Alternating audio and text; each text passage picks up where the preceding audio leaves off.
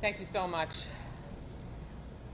Yesterday was a day of transition, one in which when our remarkable first responders, the search and rescue teams, our police and fire that have spent the last 2 weeks digging through that rubble, desperately trying to find the potential for survivors, transitioned to recovery.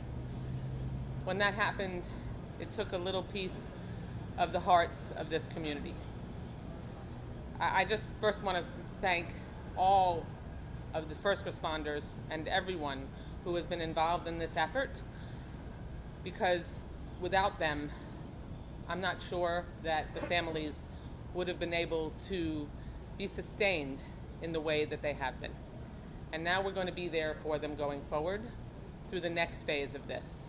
Part of my responsibility, in addition to thanking the mayor and this incredible team that is assembled behind me, is going to be to make sure that when the cameras turn off and when the hard work begins, to make sure that the recovery for not only those that have been lost, but the families who have lost everything, that we make sure that that pathway is as smooth as possible. So I've been working with our federal agencies, NIST, the SBA, FEMA, OSHA, so many of the federal agencies that are going to be a part of the long-term needs that each of these families is going to have, that the communities that I have the privilege of representing in Washington are going to have, because obviously in an unimaginable, unprecedented tragedy like this one, no one budgets for this.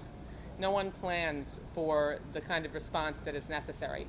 And so making sure that we stay in this for the long haul is going to be absolutely essential. And we don't know just what the needs are going to be. Some of them are going to be needs that we can try to accommodate by adding to the federal budget. Some of them may ultimately end up requiring an emergency supplemental appropriations bill. I'm going to be continuing to work with my colleagues here to make those determinations, and also working at the very most personal level with my constituents to see how we can help them just get through the overwhelming bureaucracy that this tragedy has represented. Because imagine being a family who has lost everything, including loved ones, and the devastation that they're trying to climb out of, also having to deal with the bureaucracy that comes with trying to rebuild their lives. That's my job. That's the job of my team, is to help make sure that we can help them, if not ever become whole again, to make sure that we can start to piece back together the shards of their life that have been blown apart. So it's a great privilege to be able to do that and to work with this incredible team to help get them to that place. Thank you so much.